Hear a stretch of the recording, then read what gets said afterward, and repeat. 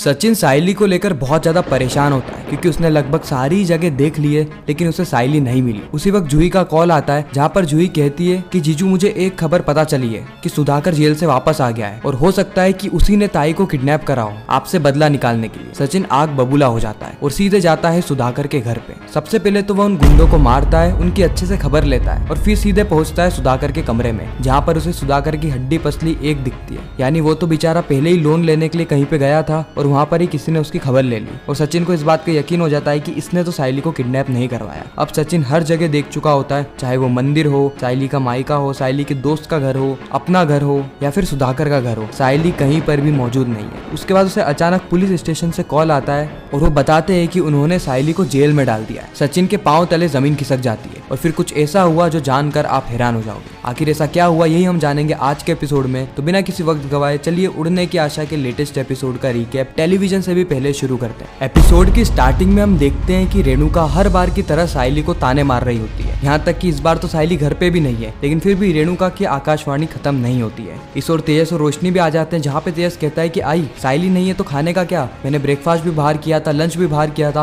और अब डिनर भी मैं बाहर का ही खाऊं, ऐसा नहीं चलता है, मैं बिजनेसमैन बन गया और मुझे घर का खाना ही खाना है। उसी वक्त आकाश कहता है कि दादा तू कैसा इंसान है, साइली बहनी मिल नहीं रही है और तेरे को अभी भी खाने की ही पड़ी है। तेजस जवाब देते हुए कहता है कि आकाश तू तो चुप ही रहे और आई अब बता मैं खाने का क्या करूं। उसी वक्त रेणुका कहती है कि वो साइली नहीं रहेगी तो हम क्या खाना नहीं खाएंगे, हमें उसकी अकड़ को तोड़ना होगा, हम खुद ही खाना बनाएंगे और खुद ही खाना खाएंगे। तेज कहता है क्या ये खाना कौन बनाएगा। उसी वक्त रेणुका कहती है कि रोशनी बनाएगी खाना, उसे आता तो है खाना बनाना। आकाश कहता है कि रहने दे आई, इन लोगों को सिर्फ मुंह चलाना आता है, काम करना नहीं आता। आई मैं खाना बना देता हूँ, तू टेंशन मत ले, तू ये बता कि तुझे खाना क्या है। उसी वक्त रेणुका कहती है कि तू क्यों बनाएगा, भले ही तू शेफ है लेकिन तुझे भी तो आराम चाहिए ना, तू दिन भर वहाँ पे खाना बना रहा है और अब घर पे खाना बनाएगा, खाना तो रोशनी ही बनाएगी। उसी वक्त रोशनी कहती है कि हाँ काकू मैं खाना बना लूंगी, वो क्या है मुझे पता है कि कौन लोग किसका सपोर्ट कर रहे हैं और क्या कह रहे हैं। यहाँ पर हमें आकाश और रोशनी के बीच में थोड़ी तीखी बातचीत देखने को मिलती है क्योंकि आकाश कहीं ना कहीं साइली के साइड ज्यादा झुका हुआ है और रोशनी को यह बात पसंद नहीं है। और बहुत समय के बाद हमें ऐसी स्टोरी बताई जा रही है जहाँ पे आकाश और रोशनी भिड़ रहे हैं। परेश सचिन से पूछता है कि सचिन क्या हुआ, साइली का कुछ पता चला। सचिन कहता है कि नहीं ना बाबा, मैंने इतना उसको ढूंढने की कोशिश करी लेकिन वो मुझे कहीं पर भी नहीं मिली। उसी वक्त सचिन को जूही का कॉल आता है। जूही सचिन को कहती है कि जीजू ताई नहीं मिले ना। सचिन कहता है कि कहाँ मिली, तुझे कुछ पता चला क्या। जूही कहती है कि हाँ मुझे यह तो पता चला है कि सुधाकर बाहर आ गया है और सुधाकर और हमारी दुश्मनी कैसी है ये तो आप अच्छे से ही जानते हैं। आपने सुधाकर को उस दिन पीट दिया था जिसके बाद उसने कहा था कि वो जैसे ही जेल से बाहर आएगा वो वैसे ही बदला लेगा। तो कहीं ऐसा तो नहीं कि उसने बदला लेने के चक्कर में ताई को किडनैप कर लिया हो। सचिन की यह बात सुन के पांव तले जमीन खिसक जाती है। सचिन कहता है कि जूही तू टेंशन मत ले,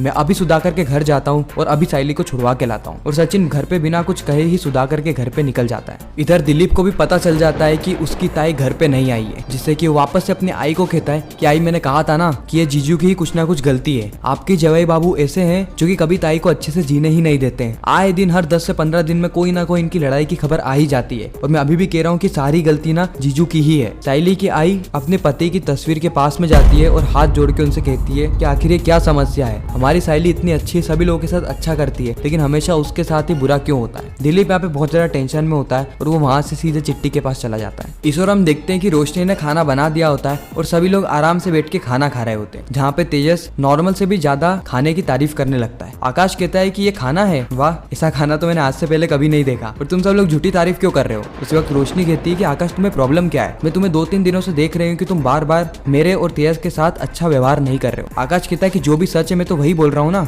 आप लोग भी तो साइली बहनी के साथ ऐसा ही करते हो। उसी वक्त वहाँ पर परेश आता है और कहता है कि तुम आराम से खाना खा रहे हो, तुम्हारे चेहरे पे तो टेंशन भी नहीं है कि साइली घर पे नहीं है, तुम लोगों ने ना साइली को नौकरानी समझ रखा है, इसीलिए वो शायद इतनी परेशान है और घर छोड़कर चली गई। तुम लोगों को थोड़ा तो सोचना चाहिए उसके बारे में, कम से कम अगर अच्छा नहीं सोच सकते तो बुरा तो मत सोचो। उसके बाद हम देखते हैं कि परेश रेणुका पे बहुत ज्यादा भड़क जाता है और ये शायद पहली बार है जब परेश रेणुका को बेवकूफ कहता है, कोई मजाक मस्ती में नहीं, सीरियस टोन में, क्योंकि ये रेणुका की बेवकूफी है कि वह कुछ भी कह देती है, जो उसकी जुबान पे आता है वो सारे ही शब्दों का उपयोग साइली के लिए कर देती है लेकिन उसकी बाकी बहुओं के लिए नहीं करती।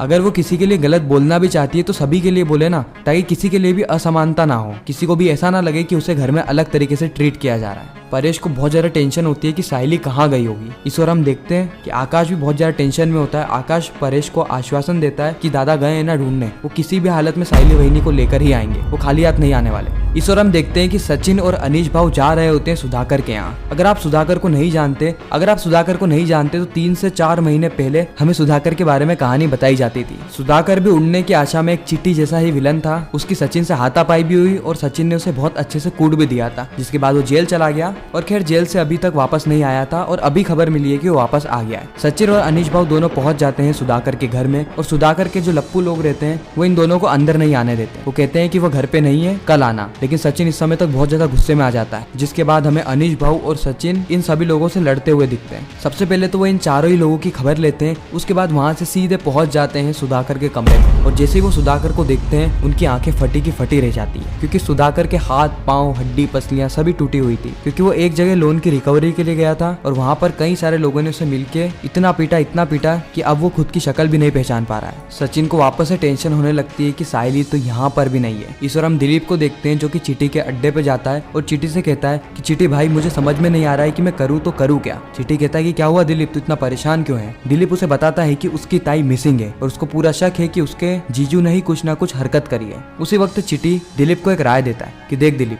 ताई हमारे लिए सबसे ज्यादा जरूरी है और ताई नहीं तो हमारे जीजू भी नहीं, इसीलिए हमें सबसे पहले ताई के बारे में सोचना होगा। अपन एक काम करते हैं, अपन पुलिस स्टेशन चलते हैं और वहाँ पे कंप्लेन दर्ज करवाते हैं, क्योंकि ऐसे हाथ पे हाथ धर के बैठने से कुछ नहीं होने वाला। हमारी ताई इतनी तो होशियार है कि अगर वो इधर उधर होती तो घर पे आ जाती या फिर किसी ना किसी को कोई ना कोई खबर तो दे ही देती, खासकर जूही को। लेकिन ऐसा नहीं हुआ। इसका मतलब ये है कि कुछ ना कुछ मुसीबत में वो फंस गई है। मैं भी तेरे साथ पुलिस स्टेशन चलता, लेकिन मेरे हाथ में दारू है ना और मैंने दारू पी भी रखी है, तो वह लोग उल्टा मेरे पे केस बना देंगे, इसीलिए तू जा और पुलिस केस दर्ज कर। दिलीप कहता है कि हाँ चीटी तो सही कह रहा है। उसके बाद दिलीप सीधे जाता है पुलिस थाने। इस और हम देखते हैं कि सचिन परेश को कॉल करके कहता है कि साहिली तो यहाँ पर भी नहीं है। उसी वक्त परेश सचिन को राय देता है कि वो पुलिस थाने जाए ताकि पुलिस भी हमें साहिली को ढूंढने में मदद कराए। सचिन और अनीश भाभी पुलिस थाने पहुंच जाते हैं, जहाँ पे दिलीप ऑलरेडी मौजूद होता है। दिलीप ये केस लिखवाने आया था कि उसके जीजा के कारण उसकी जो ताई है उनकी हालत खराब हो गई है और वो अभी मिसिंग है। और उसी वक्त वहाँ पर सचिन आ जाता है, जिसके चलते पुलिस वाले सचिन पे भड़क जाते हैं। बता तेरी बाइक को कहाँ है और तूने उसके साथ क्या किया है। सचिन हाथ जोड़ के कहता है कि मैं भी यहाँ पे मेरी बाइकों की ही कंप्लेन लिखवाने आया हूँ, वो मिल नहीं रही साहब, उसको ढूंढने में मदद करवाइए। साथ ही हम देखते हैं कि सचिन और दिलीप यहाँ पर भी भिड़ जाते हैं। उसी वक्त अनीश भाव इन दोनों को शांत करते हैं और कहते हैं कि अभी हमारे लिए सबसे ज्यादा जरूरी साहिली वहिनी को ढूंढना है, इसलिए आपस में मत लड़ो और दोनों ही अपनी अपनी तरफ से कोशिश करो। इस और हम सचिन को देखते हैं जो कि बहुत ज्यादा परेशान होता है, उसकी आंखों से आंसू तक निकल जाते हैं। वो माता रानी के दरबार जाता है और कहता है कि माँ साहिली ने क्या ही किया है, अगर कुछ गलती हुई है तो मुझे सजा मिलनी चाहिए ना। वो तो बेचारी घर में भी इतने ताने सुनती है, सभी लोगों की 10 बातें सुनती है, लेकिन आज उसके साथ ही इतना बुरा हो गया, प्लीज उसे घर पे ले आइए, उसके बिना मैं जी नहीं सकता। और इसी के साथ एक खूबसूरत एपिसोड यहीं पर ही खत्म हो जाता है, इस ट्विस्ट और सस्पेंस के साथ कि आखिर साहिली गई कहाँ है। ये तो चौंकाने वाली बात है कि साहिली कहीं पर भी नहीं है और इतनी रात तक वह घर में आ ही जाती है। खैर यह रहस्य तो मैं आने वाले एपिसोड में खुलता हुआ दिखेगा। बाकी आपको यह वीडियो कैसी लगी कमेंट सेक्शन में जरूर बताना। अगर आपको वीडियो अच्छी लगी हो तो वीडियो को लाइक करके चैनल को सब्सक्राइब करके ज्यादा से ज्यादा लोगों को ये वीडियो शेयर करना, ताकि हमारी फिर से मुलाकात हो।